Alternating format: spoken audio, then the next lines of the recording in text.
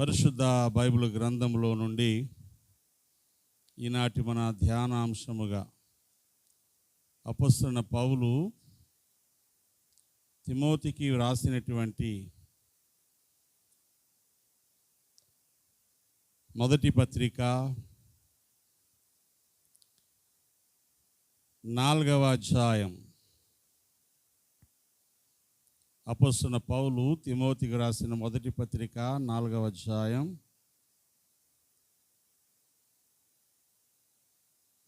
మొదటి 2 వచనాలు నేను చదువుతూ ఉన్నాను. శ్రద్ధగా గమనించాలని మనవి చేస్తున్నాను.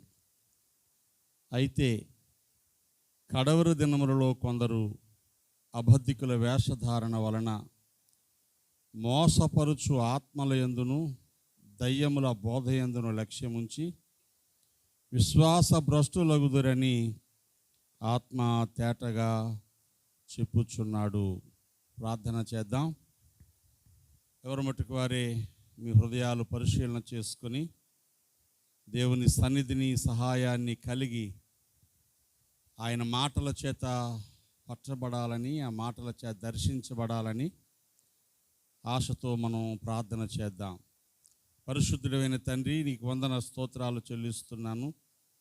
మరొక వారం మీ సన్నిధిలో ఉండే మహాభాగ్యం మాకు అనుగ్రహించినందుకు స్తుతిస్తున్నాను.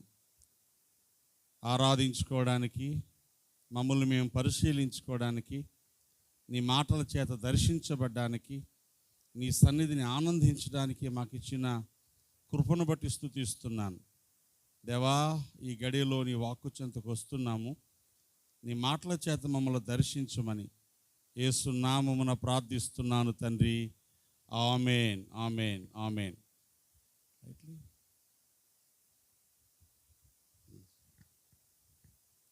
ప్రభునందు ప్రియులైన మీ అందరకు యేసుక్రీస్తు ప్రభు యొక్క మహిమగల శుభనామంలో నా హృదయపూర్వకమైనటువంటి శుభాలు, ఆశీర్వచనాలు ప్రకటన చేస్తున్నాను. మీరందరూ బాగుండాలని, దేవునికి ఇష్టలుగా, నమ్మకస్తులుగా బ్రతకాలని నేను ప్రార్థన చేస్తున్నాను. ప్రభునందు ప్రియులారా, మనమున్న ఈ కాలము బహు ప్రమాదకరమైన కాలం, చెడ్డ కాలం. మునుపటి కంటే ఇప్పుడు ఇంకా ఎక్కువగా దుర్మార్గత చేత లోకం నింపబడుచున్న కాలమని మనం జ్ఞాపకం చేసుకోవాలి. 2000 సంవత్సరాల క్రితమే ఎఫెసీ పత్రిక రాస్తూ భక్త పౌలు, దినములు చెడ్డవి గనుక మీ సమయాన్ని పోనీయకుండా సద్వినియోగం చేసుకొని అజ్ఞానుల వలె కాక జ్ఞానుల వలె నడుచుకొనండి అని హెచ్చరిక చేశారు. 2000 సంవత్సరాల క్రితమే దినాలు చెడ్డవైతే ఇప్పుడు మంచి అవడానికి అవకాశం కొంచెం కూడా లేదు. నాగరికత పేరుతో విచ్చలవిడిగా ప్రజలు బ్రతుకుతున్నారు. దురలవాట్లు ఫ్యాషన్ అయిపోయాయి. నీతిమాలినతనం లోకంలో విపరీతంగా ఏలుబడి చేస్తూ ఉంది. చిత్రాతి చిత్రమైనటువంటి వార్తలు వింటున్నాం. ఓ ప్రక్క మానవ సమాజము, మనుషుల యొక్క మనస్థితి పాడైపోయింది. ప్రకృతి అయితే చెప్పక్కర్లేదు. గాలి, నీరు, నేల, మనం చూస్తూ ఉన్నటువంటి వాతావరణంలో మనుషులకు ఏవైతే జీవనాధారమైన పరిస్థితులు ఉన్నాయో ఇవన్నీ కూడా పొల్యూట్ అయిపోయాయి. మతము, రాజకీయము కలిసిపోయి భయంకరంగా మనుషుల జీవితాలతో ఆడుకుంటున్న కాలంలో మనం ఉన్నాం. దేవుడు వ్యాపార వస్తువు అయిపోయాడు. దేవుడు మనుషులను సృష్టించాడన్న సంగతిని మర్చిపోయి మనుషులే దేవుణ్ణి సృష్టించుకొని ఆ దేవునితో రకరకాల ప్రయత్నాలు చేస్తూ బ్రతుకులను భ్రష్టత్వానికి తీసుకొని పోతున్నారు. వీటన్నిటి మధ్య స్థిరముగాను, బలముగాను, నెమ్మదిగాను బ్రతకడానికి సంఘానికి ఉన్నటువంటి ఒకే ఒక ఆధారం దేవుని సన్నిధి. దేవునికి స్తోత్రం కలిగిన గాక. లోకములో నుండి బయటకు తీసుకొని రాబడి, పాపములో నుండి బయటకు తీసుకురాబడి, పాపానికి, లోకానికి దూరంగా బ్రతికి ఒక పవిత్ర సమాజమే సంఘం. ఇది ఒకరోజు సంఘం కోసం చెప్పబడినటువంటి నిర్వచనం, డెఫినిషన్. సంఘం అంటే లోకములా కాకుండా, అందరిలా కాకుండా, వీళ్ళను చూసి వీళ్ళలాగే బ్రతకాలి అనుకునేటువంటి ఉత్తమ జీవన విధానాన్ని జీవించేది సంఘం. కానీ ఈరోజు సంఘం కూడా ఏమైపోయింది? పొల్యూట్ అయిపోయింది. సంఘం కూడా ఏమైపోయింది? పొల్యూట్ అయిపోయింది. కారణం ఏంటంటే సంఘంలోనికి వచ్చిన వారు సంఘ క్రమానికి కట్టుబడి బ్రతకలేకపోయిన కారణం చేత, సంఘ క్రమానికి కట్టుబడి జీవితాలు కొనసాగించకపోయిన కారణం చేత సంఘము కూడా కలుషితం అయిపోతూ వచ్చింది. లోకములో నుండి తీయబడిన సంఘము లోకానికి వేరుగా బ్రతికితేనే అక్కడ దేవుని సన్నిధి వారికి తోడుగా ఉంటుంది. మీరు చూస్తే కొరింథీయులకు రాస్తూ అపోస్తలుడైన పౌలు గారు 2వ పత్రికలో 6వ అధ్యాయంలో కొన్ని ఖచ్చితమైనటువంటి హెచ్చరికలు చేశాడు. మనం ఎవరో జ్ఞాపకం చేశాడు, మనం ఎలా బ్రతకాలో జ్ఞాపకం చేశాడు. 6వ అధ్యాయం 14వ వచనంలో చెప్తాడు, మీరు అవిశ్వాసులతో జోడుగా ఉండకూడి. ఎవరితో జోడుగా ఉండకూడదు? వారితో మాట్లాడకండి అని రాయలేదు, వాళ్ళ ఇంటికి వెళ్ళకండి అని రాయలేదు, వాళ్ళ పెళ్ళిళ్ళకి ఫంక్షన్లకి వెళ్ళకండి అని రాయలేదు, జోడుగా ఉండకండి అని రాశాడు. జోడు అంటే అర్థం ఏంటి? మనసులు కలిపి జత కట్టి వాళ్ళ అభిప్రాయాలు మన అభిప్రాయాలుగా చేసుకొని, వారి నమ్మకాలు మన నమ్మకాలుగా చేసుకొని, వారి అలవాట్లనే మన అలవాట్లుగా చేసుకొని బ్రతికితే అది జోడు అవుతుంది.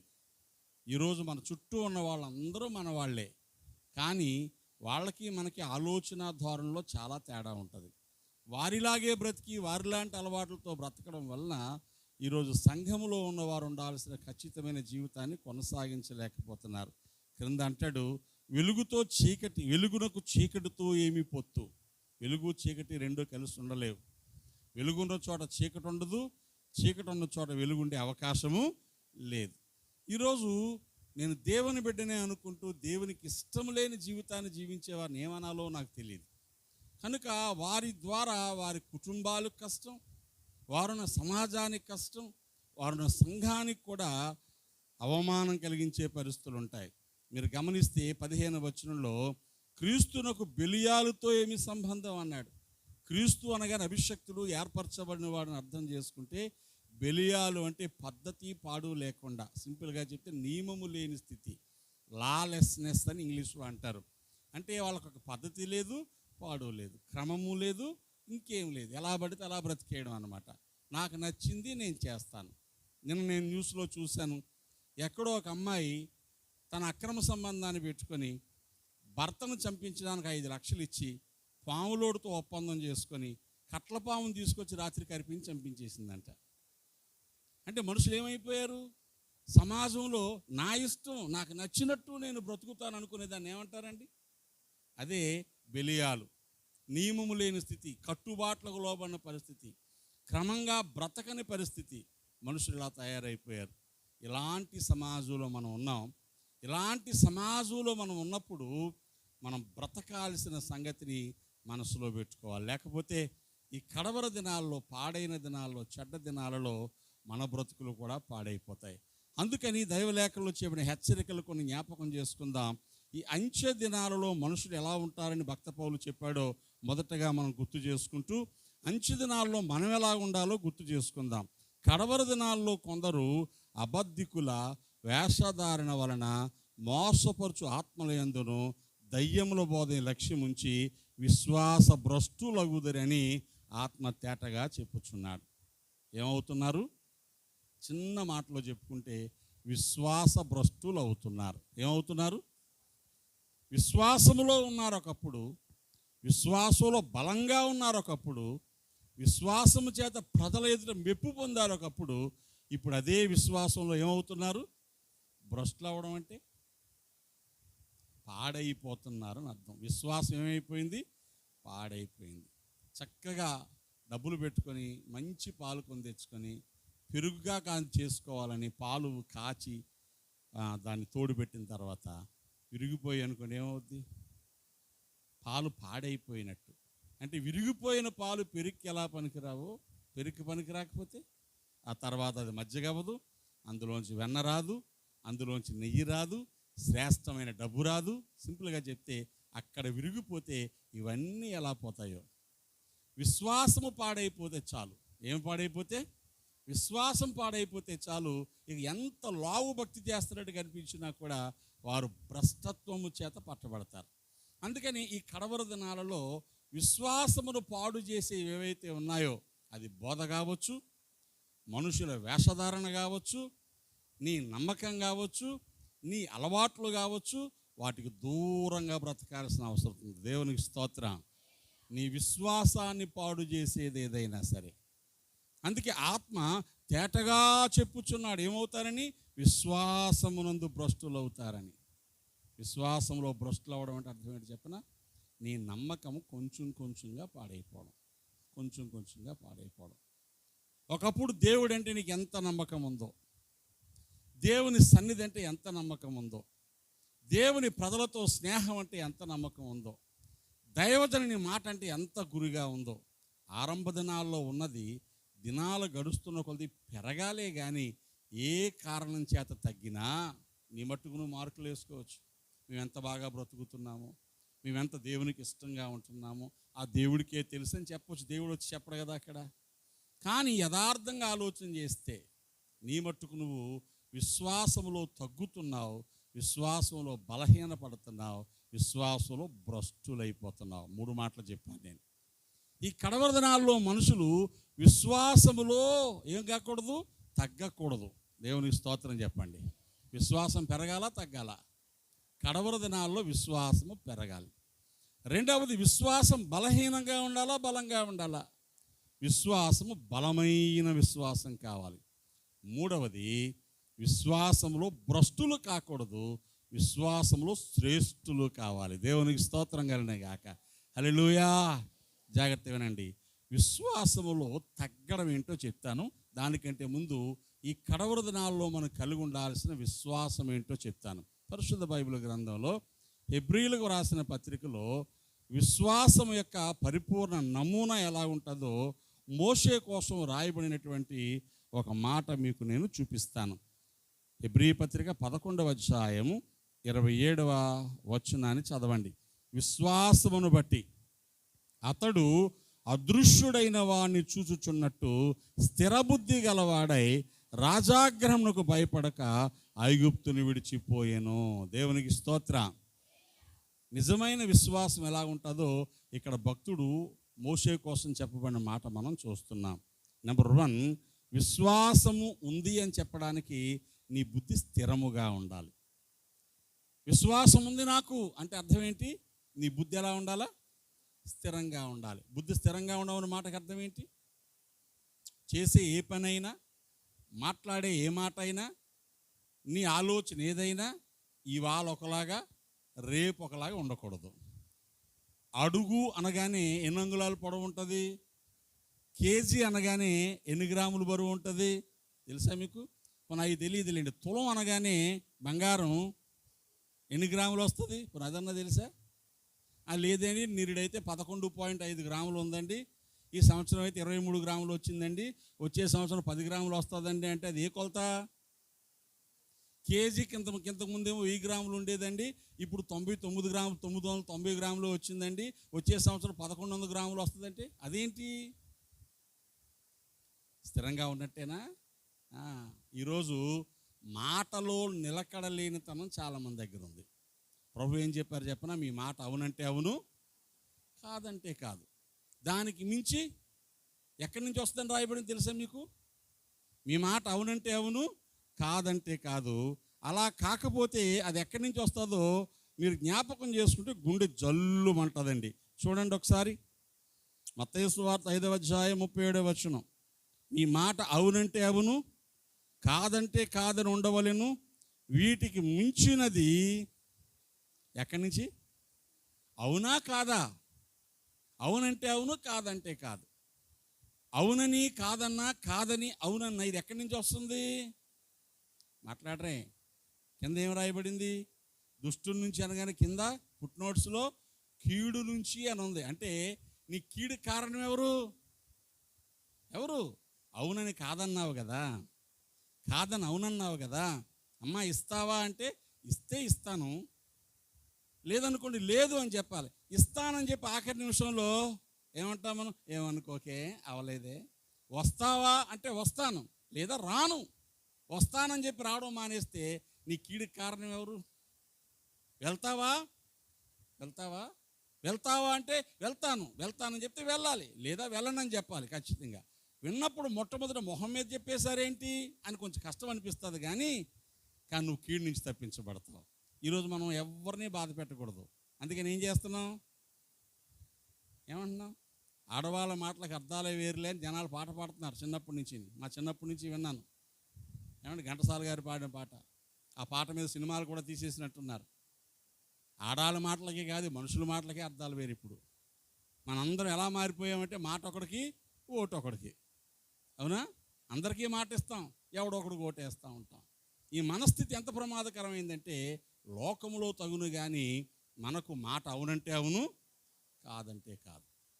మాటలో తప్పిపోయాం, ఆలోచనలో తప్పిపోయాం. నిన్న ఆలోచన ఒకలాగుంది, ఇవాళ ఆలోచన ఒకలాగుంది. నాకు నచ్చితే మా పాస్టర్ గారు అంత మంచివాడు లేడు, దేవుడు ఎలా ఉంటాడో తెలియదు కానీ మా పాస్టర్ గారే దేవుడు అంటాను నేను. నచ్చలేదనుకోండి, దుర్మార్గుడండి. అందరు పాస్టర్ గారిలో ఒకటే. ఏమైంది? ఏ పాస్టర్ గారన్నా ఒకటే. ఏమైంది? నేను తీయగా ఉన్న బెల్లం ఇవాళ ఎందుకు నీ చేదైపోయింది? బెల్లం చేదవ్వలేదు కానీ నీ నోరు పాడైపోయింది. నీకు జబ్బు ఉంది, అందుకే నీ రుచి మారిపోయిన పరిస్థితులు కనబడుతున్నాయి. దేవుడు ఎప్పుడూ మంచోడే, దేవుని ప్రజలు ఎప్పుడూ మంచోళ్ళే, దేవుని వాక్యం ఎప్పుడూ మంచిదే, దేవుని సన్నిధి ఎప్పుడూ మంచిదే. కానీ మనం ఏం చేస్తున్నాం? ఇప్పుడు మనం మంచివారిగా లేము. కనుక నెంబర్ 1, స్థిర బుద్ధి కావాలి. విశ్వాసం ముందు మనం ఏమవ్వాలి? బలముగా ఉండాలి. విశ్వాసంలో బలహీనుడం కాకూడదు. విశ్వాసం అంటే స్థిర బుద్ధి కలిగి ఉండడం. అంతేకాదు అదృశ్యుడైన వాడిని చూస్తున్నట్టుగా మోసే వెళ్ళాడు. దేవునికి స్తోత్రం కలిగిన గాక. ఎలా వెళ్ళాడని రాయబడింది? ఈ మాటలు తెలుసా అర్థం మీకు? అదృశ్యుడు అంటే కనబడనవాడు. దేవుడు మోషేకి కనబడలేదు కానీ కనబడని వాడిని కనబడుతున్నట్టుగా ఎక్కడో ఆ మండుచున్న పొదలో కనబడి, రా నిన్ను నా ప్రజల దగ్గరికి పంపిస్తాను, వారిని విడిపించి తీసుకురావాలని చెప్పాడు. అక్కడి నుంచి రోజు దేవుణ్ణి చూస్తున్నట్టే వెళ్తున్నాడు. దేవునికి స్తోత్రం కలిగిన గాక. ఏమండి, ఈరోజు దేవుని బిడ్డలకు విశ్వసించినప్పుడు, మొట్టమొదటి దేవుని దగ్గరికి వచ్చినప్పుడు, ఇదిగో యేసు ప్రభువు వారు మీకోసమే కలువరి శిలువలో ప్రాణం పెట్టారని బోధకుడు చెప్పగానే, సువార్త వినబడగానే ఏం చూసాం మనం? అవును, నా కోసమే ప్రభు శిలువలో నలిగిపోయాడు, నా కోసమే చితక్కొట్టబడ్డాడు, నా కోసమే ఆయన శరీరం నాగటి చాళ్ళ దున్నబడింది, నా కోసమే మేకుల మీద వేలాడాడని మన కన్నులు ఎదుట ప్రభువును ప్రత్యక్షపరుచుకున్నాం. దేవునికి స్తోత్రం. అది కళ్ళ ముందు ఎప్పుడు కనిపిస్తూ ఉంటుందో ఆ కనబడినంత కాలం బుద్ధి స్థిరంగానే ఉంటుంది. దేవునికి స్తోత్రం కలిగిన గాక. స్థిరంగానే ఉంటుంది. యేసు క్రీస్తు ప్రభు యొక్క సిలువే ఈరోజు మన ఆశీర్వాదానికి కారణం. ఆయన శ్రమలే మన బ్రతుకునకు కారణం అని మనకు అర్థమైతే మన బుద్ధి ఎప్పుడు మారదు. ఈరోజు ఎక్కడ మారిపోతుంది? ఆస్తులు రాగానే మారిపోతుంది, ఆప్తులు పెరగగానే మారిపోతుంది, ఆరోగ్యం రాగానే మారిపోతుంది. కాబట్టి కడవర దినాల్లో మన విశ్వాసము బలమైనదిగా ఉండాలి. దేవునికి స్తోత్రం కలిగిన గాక. విశ్వాసం ఎలా ఉండాలా? బలహీనపడకూడదండి. విశ్వాసం ఎలా ఉండాలంటే బలముగా ఉండాలి. అప్పుడు నాకు దేవుని మీద ఉన్న నమ్మకం ప్రాణం పోతున్నప్పుడు కూడా అలాగే ఉండాలి.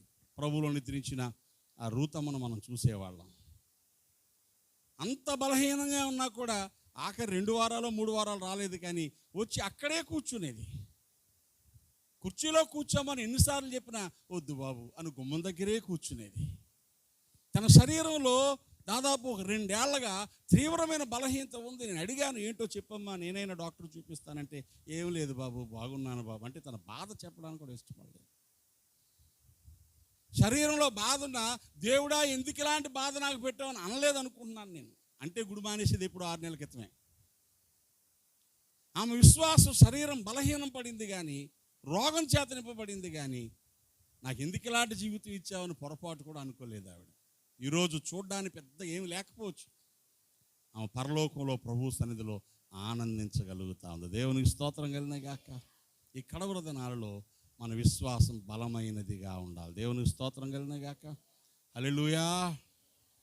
నీ విశ్వాసము బలమైనదిగా ఉండాలి, బలహీన పడకూడదు. ఈరోజు మనుషుల జీవితాలలో కడవర దినాల్లో మనుషులు ఏమైపోతున్నారు? విశ్వాసమందు బలహీనమైపోతున్నారు, విశ్వాసములో స్థిరముగా లేరు. విశ్వాసంలో బలమైన ఘనమైన కార్యాలు చేయలేకపోతున్నారు. కాబట్టి మనం గుర్తుపెట్టుకోవాల్సింది ఏంటంటే, నీ విశ్వాసము కనబడని వాటిని చూస్తూ, ఎలాగైతే సిలువ కనబడలేదో, యేసు కనబడలేదో, ఆ మరణాన్ని నేను చూడలేదో, అయినా దాన్ని చూచినట్టుగా ప్రభు దగ్గరికి వచ్చానే, అదే మన కళ్ళు ముందు ఎప్పుడూ ప్రత్యక్షపరచబడాలి. దేవునికి స్తోత్రం. నా కోసమే కదా సిలువలో నువ్వు ప్రాణం పెట్టేశావు. నువ్వు పొందిన దెబ్బల చేత నాకు స్వస్థత, నువ్వు కాచిన రక్తములో నాకు విడుదల, నీ గాయాల్లో నాకు ఆశ్రయమని ఎప్పుడు ఎవరు ప్రభువు మీద అనుకుంటారో, యెషయా 26:3 రాయబడింది, ఎవని మనసు నీ మీద అనుకునునో వాడు నువ్వు పూర్ణ శాంతి గలవానిగా కాపాడుతావు. దేవునికి స్తోత్రం కలిగిన గాక. ఈరోజు సంఘాల్లో మనుషులు ఉన్నారు, కానీ విశ్వాసం ఏమైపోయింది? బలహీనమైపోయింది. స్థిరమైన విశ్వాసం లేదు, బలహీనమైన విశ్వాసం. కడవరి దినాలలో ఏదోలాగా వెళ్తానంటే చాలదు. నీ విశ్వాసం ఏమై ఉండాలా? బలమైన విశ్వాసం ఉండాలి. ఇప్పుడు ఆ బలమైన విశ్వాసం గొప్ప విశ్వాసంగా మారాలండి. కపెర్నహూములో ఒక శతాధిపతి ఉన్నాడు.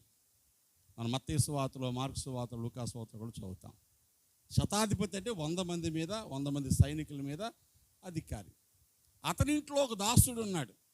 ఆ దాసునికి పక్షవాతం వచ్చింది, జబ్బు అయిపోయాడు. యేసుక్రీస్తు ప్రభు వారు కపెర్నహూముకు వచ్చారని తెలిసి ఈ శతాధిపతి యేసయ్యకి కబురెట్టాడయ్యా, నా దాసుడు ఎవరు? మా ఇంట్లో పనోడు. ఇంట్లో పనోడు బాగోలేకపోతే ఎందుకు రికమెండేషన్ చేస్తాం? 10 రూపాయలు ఇచ్చి ఎక్కడో చూపించుకోరా, తగ్గిన తర్వాత పనికిరా అని చెప్తారు. అందులో ఆర్మీ వాడు కదా, వాళ్ళు కొంచెం స్టిఫ్గా, సీరియస్గా, డిసిప్లిన్డ్గా ఉంటారు. అంత తగ్గిపోవాల్సిన అవసరం ఉండదు. కానీ యేసయ్య దగ్గర కబురు పెట్టాడు, అయ్యా నా ఇంట్లో నా దాసుడు బాగలేడు, నా దాసుడు బలహీనంగా ఉన్నాడు, దయచేసి నువ్వు ఒక మాట చెప్పు, నా దాసుడు బాగుపడతాడంటే మధ్యలో ఎవరితో కబురు పెట్టి వాళ్ళు వచ్చి ప్రభుకి ఏం చెప్పారంటే, అయ్యా ఈ శతాధిపతి చాలా మంచోడు, మన జనులను ప్రేమించి మన ఊరిలో గుడి కట్టాడు. ఏం కట్టాడు? మన ఊరిలో సమాజ మందిరాన్ని కట్టేశాడు. నీ వలన ఇతను మేలు పొందడానికి యోగ్యుడు. పెళ్లి చేసుకున్న వాళ్ళకంటే పెట్లు మూసే వాళ్ళకి అడవాడు ఎక్కువ ఉంటుందని సామెత ఉంది. ఆయనేమో ఒక మాట చెప్పమని కబురు చెప్తే మధ్యలో వచ్చిన వాళ్ళు ఏమన్నారు? మనకు గుడి కట్టాడు, మనకు మైకా సెట్ ఇచ్చాడు, మన సీరియల్ సెట్ పెట్టాడు, మా కేకులు పంపించాడు అనగానే పాస్టర్ గారు ఏం చేస్తారు? ఇంత చేసినోడి దగ్గరికి వెళ్ళకపోతే ఏం బాగుంటుంది అనుకొని ప్రభువు కూడా సరే పద వస్తాను అన్నాడు. మళ్ళా పరిగెత్తుకెళ్ళి ప్రభు మీ ఇంటికి వచ్చేస్తున్నారు అని కబురు చెప్తే ఈసారి స్నేహితులు పంపించాడు. ఈ పెద్దలు పంపిస్తే ఇలాంటి కబురు చెప్పాడని స్నేహితులు పంపించానడయ్యా, ప్రభువా నువ్వు శ్రమ పుచ్చుకోవద్దయ్యా, నువ్వు నా ఇంటికి రావడానికి నేను యోగ్యుడను కాను. దేవునికి స్తోత్రం చెప్పండి. యోగ్యుడు కదా? గుడి కట్టినోడు యోగ్యుడు కాకపోతే ఇంకెవడు యోగ్యుడు? మరి గుడి కట్టినంత మాత్రాన యోగ్యుడినా? కాదు కాదు. నేను అధికారముకు లోబడిన వాడిని. నా దగ్గర కూడా చాలామంది నాకు అధికారాన్ని లోబడిన వాళ్ళు ఉన్నారు. ఒకడిని రమ్మంటే వస్తాడు, పొమ్మంటే పోతాడు. వాడిని రమ్మని పొమ్మన్నట్టుగా నిన్ను రమ్మడం కుదరదు. అర్థమవుతుందా? మనకు అర్థమైతే దైవజనుడు ఎవరికి రెస్పాన్సిబుల్ పర్సన్? బాగలేకపోతే నువ్వు గుడికి రావడం మానేస్తావు, బాగలేకపోయినా నీ మందిరానికి వస్తాను. నీకు నచ్చితే వస్తావు, లేకపోతే మానేస్తావు. నాకు నచ్చకపోయినా నీతో మాట్లాడతాను. నీకు నచ్చకపోతే ముఖం తిప్పుకొని పోతారు, నాకు నచ్చకపోయినా నీ గుమ్మంలోకి వస్తాను నేను. నువ్వు నాకు నచ్చావా లేదా కాదు, నా దేవునికి నచ్చాలంటే నువ్వు నచ్చకపోయినా రావాలి నేను. అదా శతాధిపతికి అర్థమైంది. అయ్యా నువ్వు ఏదో గుడి కట్టాలని మా ఇంటికి వచ్చేస్తున్నట్టున్నావు, నీవు నా ఇంటికి వచ్చుటకు నేను పాత్రుడను కానయ్యా, ఒక్క మాట చెప్పు చాలు. ఏం చెప్పాలా? ప్రభు అంటాడు, చూడండి అయ్యా, ఇశ్రాయేలులోనైనను ఇంత గొప్ప విశ్వాసం నేను ఎవ్వరిలో చూడలేదు. దేవునికి స్తోత్రం. ఏది గొప్ప విశ్వాసం? ఇప్పుడు కడవరి దినాల్లో ఒక్క మాట చాలు ప్రభువా, నువ్వు ఒక మాట చెప్పు చాలు, ఆ మాట పట్టుకొని బ్రతికేస్తాను నేను, ఆ మాట పట్టుకొని బ్రతికేస్తాను. ఒక మాట చెప్పు, ఆ మాట పట్టుకొని బ్రతికేస్తాను. ఈ దినాల్లో మనుషులు బ్రతకడానికి ఏం కావాలి? డబ్బులా? డబ్బులుంటే బ్రతికేద్దాం అనుకుంటున్నారు, డబ్బులతో బ్రతకడం కుదరలేదు. అధికారం ఉంటే బ్రతికేద్దాం అనుకుంటున్నారు, అధికారంతో బ్రతకడం కుదరలేదు. ఆస్తులుంటే బ్రతికేద్దాం అనుకుంటున్నారు, కుదరదు. ఉద్యోగాలుంటే బ్రతికేద్దాం అనుకుంటున్నారు, కుదరదు. ఎన్ని రకాల విచిత్రమైన పరిస్థితులు చూస్తున్నామో తెలుసా? ఒక్క నెలలో 14,000 మంది చచ్చిపోయారు ఎండకి. యూరోప్ ఖండంలో, ఫ్రాన్స్ దేశంలో ఎండకి 14,000 మంది చచ్చిపోవడం అసలు ఇప్పుడు వినలేదు మనం.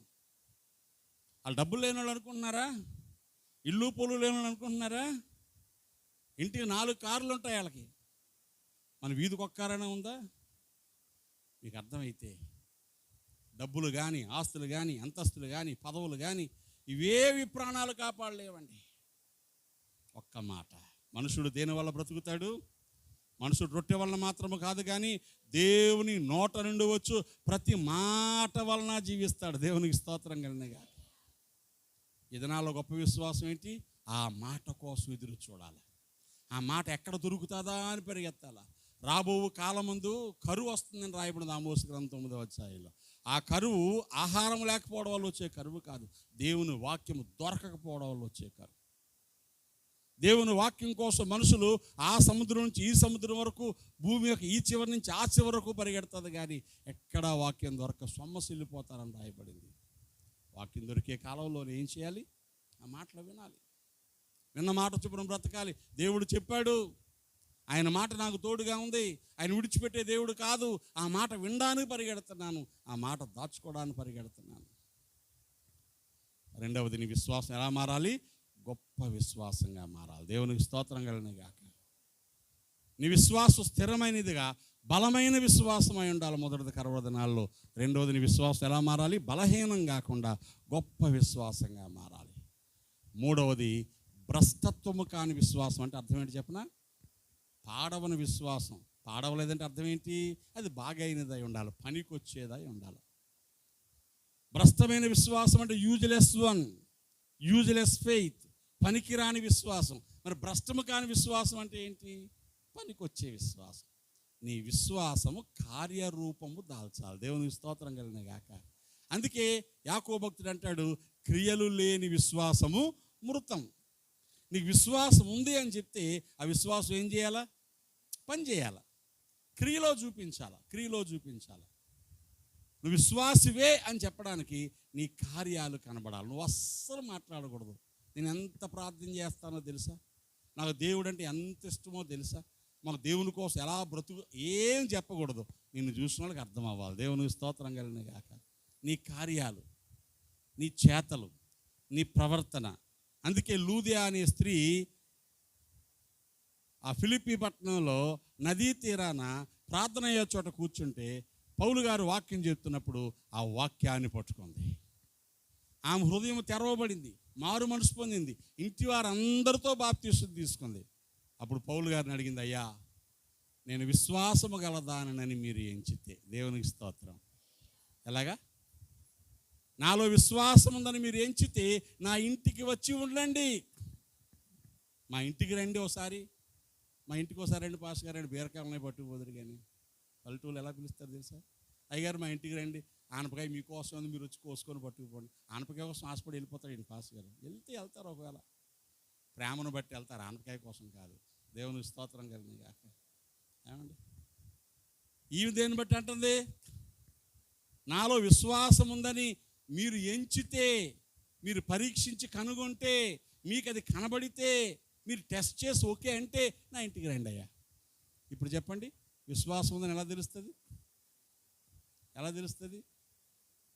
ఇదేం చెట్టు? ఇదేం చెట్టు ఎలా తెలుస్తుంది? ఆ చెట్టు దాని ఫలములను బట్టి తెలియబడి. మామిడి చెట్టే, ఇంతకీ ఏం మామిడికాయలు? మామిడికాయలే. ఏం మామిడికాయలు ఏంటి? బంగినపల్ల, రసాల, కోలనగోవా, నూజువీడ, కొబ్బరి బొండాల, ఏంటది? కలెక్టర్గాయ, ఏమంటే సువర్ణరేఖ, చాలా తెలిసిపోయి నాకు కూడా. ఎలా తెలుస్తుందండి? కాయల్ని బట్టి. నువ్వు విశ్వాసమో కదా ఎలా తెలుస్తుందండి? కాయల్ని బట్టి. నీ తలకాయని బట్టి తెలుస్తుంది, అవునా? నీ గుండెకాయని బట్టి తెలుస్తుంది, అవునా కదా? నువ్వు చేసే ఆలోచనలు, నీకుండే ఆశలు, నువ్వు చేస్తున్న పనులు, అవి చెప్తాయి నువ్వు విశ్వాసమో కాదు. నువ్వు విశ్వాసమో కాదో నీ ఇల్లు చెప్తుంది, నువ్వు విశ్వాసమో కాదో నీ ఒళ్ళు, నీ బట్టలు చెప్తాయి, నువ్వు విశ్వాసమో కాదు నువ్వు తినే తిండి చెప్తుంది, నువ్వు విశ్వాసమో కాదు నువ్వు చేసే స్నేహాలు చెప్తాయి, నువ్వు విశ్వాసమో కాదో నీకున్న స్నేహితులు ఎవరున్నారో, బంధువులు ఎవరున్నారో అవి చెప్తాయి. నువ్వు విశ్వాసమో కాదో నీ సమయాన్ని ఎలా గడుపుతున్నావో అది చూసి చెప్పచ్చు. దేవునికి స్తోత్రం కలిగిన గాక. ఏమండి, ఇప్పుడు చెప్పండి, మన విశ్వాసం పనికొచ్చే విశ్వాసమేనా, భ్రష్టమైన విశ్వాసమా? అంచె దినములలో విశ్వాసంలో మనుషులు ఏమైపోతున్నారు? భ్రష్టులైపోతున్నారు. అయితే ఏమవుద్ది? అయ్యామండి. వచ్చిన నష్టం ఏంటి? విశ్వాసంలో భ్రష్టులైతే యేసు ప్రభు వారిలో ఉండడండి. లేఖనం చూడండి ఒకసారి. అపొస్తలుడైన పౌలు గారు కొరింథీయులకు రాసినటువంటి 2వ పత్రికలో ఆఖరి అధ్యాయం 13వ అధ్యాయం 5వ వచనం, మీరు విశ్వాసము గలవారై ఉన్నారో లేదో మిమ్మల్ని మీరే శోధించుకొని చూచుకొనుడి, మిమ్మల్ని మీరే పరీక్షించుకొనుడి. మీరు భ్రష్టులు కాని ఎడల యేసుక్రీస్తు మీలో ఉన్నాడని మిమ్మల్ని గూర్చి మీరే ఎరగరా. వినండి, భ్రష్టులు కాకపోతే యేసు మనలో ఉన్నట్టు, భ్రష్టులమైతే యేసు మనలో లేనట్టు. లేకపోతే వచ్చిన నష్టం ఏంటండి? యేసు లేడు. అయితే వచ్చిన నష్టం ఏంటి? మాకు ఇల్లు ఉంది కదా, యేసు లేడు. బ్యాంకులో డబ్బులు ఉన్నాయి కదా, యేసు లేడు. ఉద్యోగం ఉంది కదా, యేసు లేడు. ఒంట్లో ఏ జబ్బు లేదు కదా, వచ్చిన నష్టం ఏంటి? ఇప్పుడు కనబడదా నష్టం? ఎప్పుడు కనబడుతుంది? వాన కురిసి వరదలు వచ్చి గాలి విసిరి ఆ ఇంటి మీద కొట్టినప్పుడు ఇల్లు మంచిదో కాదో ఎప్పుడు తెలుస్తుందండి? ఇసుక మీద పునాది వేసి అందంగా కట్టిన ఇల్లు ఒకటి, బండ మీద పునాది వేసి అదేలా కట్టిన ఇల్లు ఒకటి, రెండు చూడడానికి సేమ్ టు సేమ్ సూపర్గా ఉన్నాయి. ఎప్పుడు తెలుస్తుంది ఏ ఇల్లు మంచిదో? వర్షం పడి గాలి విసిరి వరదలు వస్తే బండ మీద పునాది వేసిన ఇల్లు నిలవబడుతుంది, ఇసుక మీద పునాది వేసిన ఇల్లు ఏమైంది? కూలిపోయింది. మనకు కూడా యేసు ఉన్నాడు ఎప్పుడు తెలుస్తుంది? మార్కు సువార్త 4వ అధ్యాయం 35వ వచనంలో వచ్చి మనం చూస్తే యేసుక్రీస్తు ప్రభువారు శిష్యులతో అద్దరికి వెళ్దాము రండి అన్నారు. ఉన్నపాటున చిన్న దోణిలో ప్రభువుని ఎక్కించి వారు ప్రయాణం వెళ్ళిపోతున్నారు. ఆ గలిలయ సముద్రం మధ్యకి వెళ్ళగానే పెద్ద తుఫాను వచ్చింది. ఆ తుఫాను వచ్చినప్పుడు అలలు రేగాయి. 37వ వచనంలో అలలు దోణి మీద కొట్టగానే దోణి నిండిపోయింది. యేసయ్య దోణి అమరమున నిద్రపోతున్నారు తల పెట్టుకొని. వాళ్ళందరూ ఏమన్నారంటే, బోధకుడా మేము నశించిపోతున్నాము, నీకు చింత లేదా అని ఆయనతో అన్నారు. జాగ్రత్తగా వినండి, ఇక్కడ ఎన్ని గొప్ప సంగతులు ఉన్నాయంటే, చిన్న దోణి, దాని మీద పెద్ద తుఫాను. దోణి ప్రభువుతో ఉన్న దోణి, ప్రభువు లేని దోణులు చాలా ఉన్నాయి. ఇక్కడ తుఫాను రేగి ఆయన ఉన్న దోణి మీద అల్లగొట్టింది అని 37వ వచనం రాయబడింది. ఆయన ఉన్న దోణి మీద అల్లగొడితే దోణి ఏమైపోయింది? రాయబడిన మాట, దోణి నిండిపోయింది. నిండిపోతే ఏమవుద్ది నెక్స్ట్ చెప్పండి?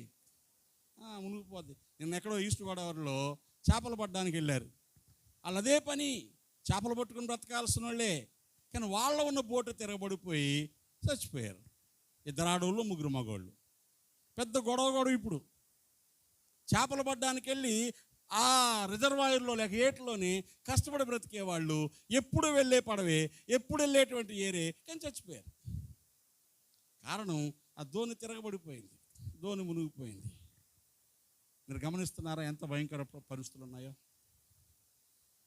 ఈ మధ్యలో కొన్ని 100 మంది బోటు మునిగిపోయి చచ్చిపోయారు బంగ్లాదేశ్ నుంచి వస్తూ ఉంటే. దోణి నిండిపోతే ఏమవుద్ది? మునిగిపోద్ది. యేసు ఉన్న దోణి మీద అల్లగొట్టాయి, దోణి నిండిపోయింది. మునిగిపోయిందా? మీరు చెప్పాలా? మునిగిపోలేదు. ఎందుకంటే ఆయన ఉన్న దోణి మీద అలలు కొట్టవచ్చు, తుఫాను రావచ్చు, అతలాకుతలం అయిపోవచ్చు, కానీ ఆయన దోణిలో ఉన్నాడు. దేవునికి స్తోత్రం. అదుగో నా నావ బయలుదేరుచున్నది, అందులో యేసు ఉన్నాడు. చిన్నప్పుడు పాడుకునే వాళ్ళం పాట మనం. వరదలన్నీ వచ్చినా ఉరకదు, అలలన్నీ కొట్టినా అదరదు, ఎందుకంటే అందులో యేసు ఉన్నాడు. ఇప్పుడు తెలుస్తుంది, యేసు ఉన్న దోణి మీద అలలు కొట్టినప్పుడు, విశ్వాసము బలంగా ఉన్న ఇంటి మీద తుఫాన్లు వచ్చినప్పుడు, కష్టాలు వచ్చినప్పుడు, ఇరుకులు వచ్చినప్పుడు, ఇబ్బందులు వచ్చినప్పుడు అప్పుడు తెలుస్తుంది. ఎందుకంటే నాలో యేసు ఉన్నాడు, నేను యేసులో ఉన్నాను, నేను అంత బేగా ఓడిపోను. దేవునికి స్తోత్రం కలిగింది గాక. ఉగ్రతన మందు ఆస్తి అక్కడికి రాదని రాయబడింది వాక్యాలు. గుర్రములు రథాలు ఉగ్రతలో మనం తప్పించలేమని రాయబడింది. ఎంతమంది బంధువులున్నా మరణం నుంచి మనం విడిపించలేరు. అర్థమవుతుందా?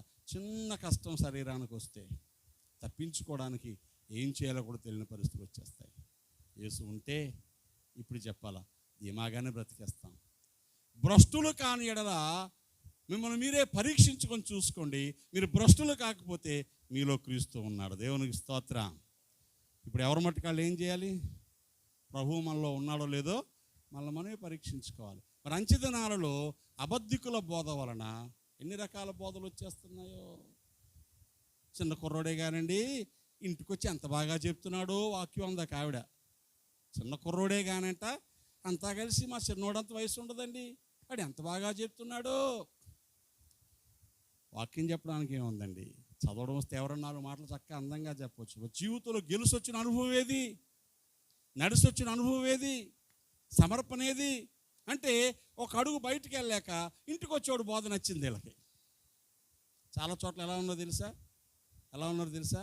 కాస్త ఇల్లు గదిలో బయటికి వెళ్ళాక ఎవరన్నా ఇంటికి వచ్చి ప్రార్థన పెడితే అక్కడే కూర్చుండిపోతున్నారు. ఇంకా ఇన్ని రోజులు బట్టి ఉన్న సంఘం, ఇన్ని రోజులు బట్టి ఉన్న సేవకుడు, ఇన్ని రోజులు బట్టి చేసిన ప్రార్థన, ఇన్ని రోజులు బట్టి ప్రభు వల్ల చేయి పెట్టడం ఇవన్నీ మర్చిపోతారు. రాలేకపోతున్నాం అండి అయ్యగారు. ఎక్కడికి రాలేకపోతున్నావు? మరి పరలోకానికి ఎలాగెళ్తావు? ఇంకా ఎలాగెళ్తావు? ఎవరితో కలిసి ప్రార్థన చేసావో ఆ సంఘంలోనికే రాలేకపోతే ఇంకెక్కడికి వెళ్తావు నువ్వు? ఎక్కడైనా ఏదన్నా ఒకటి దొరికితే అదే గొప్పలాగుంది చాలామందికి. బోధ మనుషుల్ని పాడు చేసే బోధ కూడా ఉంది. విశ్వాస భ్రష్టులు అయిపోతున్నారండి. మోసపరుచు ఆత్మలు ఉన్నాయి. పెద్ద ప్రార్థన ఏం చేయక్కర్లేదమ్మా, ప్రభు చేసేసాడు మన కోసం. ప్రార్థన బోధిస్తున్నాడు అక్కడ.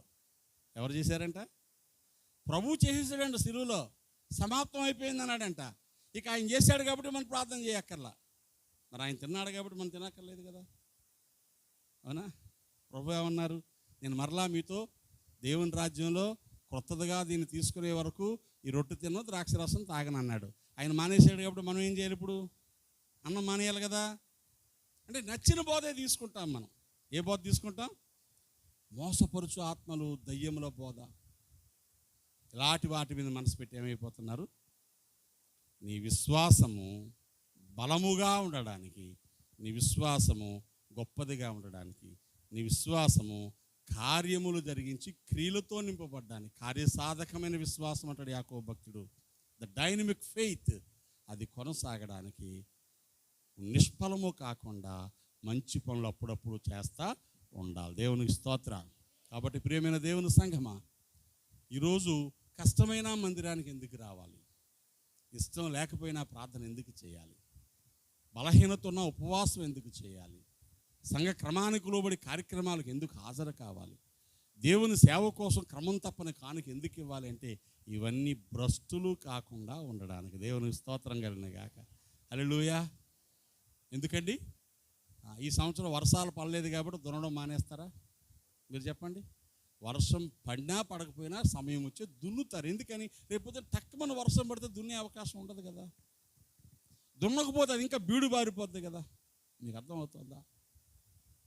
క్రమము తప్పకుండా పనులు చేస్తూనే ఉంటాం. ఎందుకంటే సమయం వచ్చినప్పుడు అప్పటికప్పుడు చేద్దామంటే కుదరదు కాబట్టి. పని మర్చిపోయే ప్రమాదం ఉంది.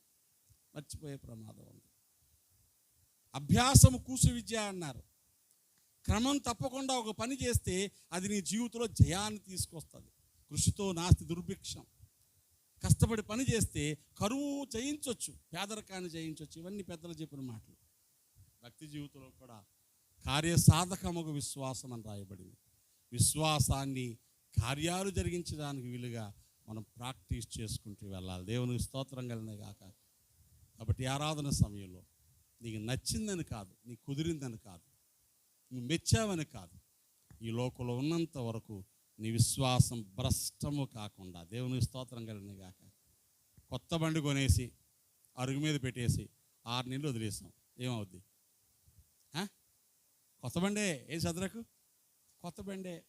కొత్త పెయింట్ డబ్బా ఇప్పేసి మూత తీసేసి వదిలేసాడు, ఏటవుద్ది? ఎవ్వరు ఏలన్నట్లేదు అందులోని. ఏమవుద్ది? నెత్తి బతలు కొట్టుకోవడం తప్ప ఎందుకు పనికిరాదు. అది రాయి కంటే గట్టిగా మారిపోతుంది. Protection important, practice important. పర్ఫెక్ట్గా ఉండడానికి 2 అవసరం. భద్రపరుచుకోవాలి, ఎప్పటికప్పుడు సాధకం చేయాలి. అప్పుడే జీవితాలు దీవెనగా మారిపోతాయి. అందుకే భక్త పౌలు చెప్తాడు, అంచె దినములలో ఆత్మల బోధ, మోసపరుచు ఆత్మలు, దయ్యముల బోధ విశ్వాసభ్రష్టులు అవుతారు. కాబట్టి ఈ అంచె దినాలు అపాయకరమైన కాలాలు వస్తాయంటాడు 2వ పత్రికలో రాస్తూ. అంచె దినాలలో అపాయకరమైన కాలాలు వస్తాయి. కాబట్టి మీరు చాలా జాగ్రత్తగా మీ విశ్వాసాన్ని కొనసాగించండి. అదే భక్త పౌలు చెప్తాడు తిమోతికి 2వ పత్రిక 4వ అధ్యాయంలో, నా విశ్వాసాన్ని నేను కాపాడుకున్నాను అబ్బాయి, నేను మంచి పోరాటాన్ని పోరాడాను, నా పరుగును తుదముట్టించాను, నా కోసం నీతి కిరీటం ఉంచబడింది. నీ పరుగు పూర్తి చేయాలి, భక్తిగా జీవితాన్ని కొనసాగించాలి. ఈ కడవర దినాలలో ఎవరు మట్టుకు వాళ్ళే దేవునితో మీకున్న బంధము, దేవునితో మీ స్నేహము, దేవుని మీద మీకున్న నమ్మకము ఎలా ఉందో చెక్ చేసుకోండి. విశ్వాసం స్థిరంగా ఉందా? విశ్వాసం బలంగా ఉందా? విశ్వాసం గొప్పగా ఉందా? విశ్వాసం ప్రయోజనకరంగా ఉందా? లేకపోతే ఈ అంచె దినాలు అందరి సంగతి చూసేస్తాయి. ఎక్కడికక్కడే విశ్వాసులు బలహీనం అయిపోతున్నారు, సంఘాలు బలహీనం అయిపోతున్నాయి. ఇప్పుడు ఎలాగూ కాస్తో కూస్తో ఇబ్బందులు ఇరుకుల్లో ఫిల్టర్ అయిపోతారు. కొంచెం ముందుకెళ్ళేసరికి కష్ట సమయాలలో, బాధలలో ఏమాత్రం ప్రయోజనం పొందలేరు. చివరికి పరలోకాన్ని పోగొట్టుకుంటారు. అందుకే పరలోకాన్ని, ప్రభువుతో సంబంధాన్ని, నిత్యజీవాన్ని పొందుకోవడానికి ఇక్కడ ఉండగానే విశ్వాసాన్ని ఏం చేయాలి? మనం కాపాడుకోవాలి. ఆస్తులు కాపాడుకుంటాం, ఆరోగ్యాన్ని కాపాడుకుంటాం, స్నేహాన్ని కాపాడుకుంటాం, బంధుత్వాలను కాపాడుకుంటాం. కాపాడుకోవాల్సిన వాటి అత్యవసరమైనది ఏంటో చెప్పిన విశ్వాసం పోకుండా, జారిపోకుండా, బలహీనపడకుండా, దేవుని మీద మనకున్న నమ్మకము సడలిపోకుండా కాపాడుకోవాలి. ఆ విశ్వాసమే నీ జీవితాన్ని దీవెనగా మారిపోద్ది. ఆశపడదాం. దేవుడు అలాంటి కృప మనందరికి అనుగ్రహించును గాక.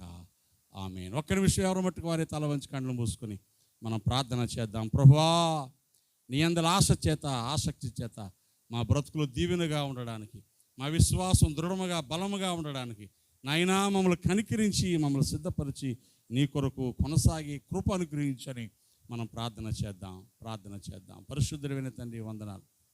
నీ సన్నిధిలో మీరు మాతో మాట్లాడుతున్నారు. అంచె దినాలలో మా ప్రభువా, విశ్వాసములు భ్రష్టులైపోతున్న పరిస్థితులు కనబడుతున్నాయి. భ్రష్టత్వం లేకుండా నమ్మకంగా, ప్రయోజనకరంగా, కార్యసిద్ధి కలిగినటువంటి నీకు ఇష్టమైన జీవితాన్ని జీవించగలిగే విశ్వాసంతో ఉండే భాగ్యం మాకు అనుగ్రహించండి. లోకాశలు కానీ, బలహీనతలు కానీ, శారీరక రుగ్మతలు కానీ నీ అందరి విశ్వాసం సడలిపోకుండా మా జీవితాలు స్థిరపరచండి. ఈ మాటలు మాకు దీవెనగా, ప్రయోజనకరంగా మార్చమని యేసు నామమున ప్రార్థిస్తున్నాను తండ్రి. ఆమేన్.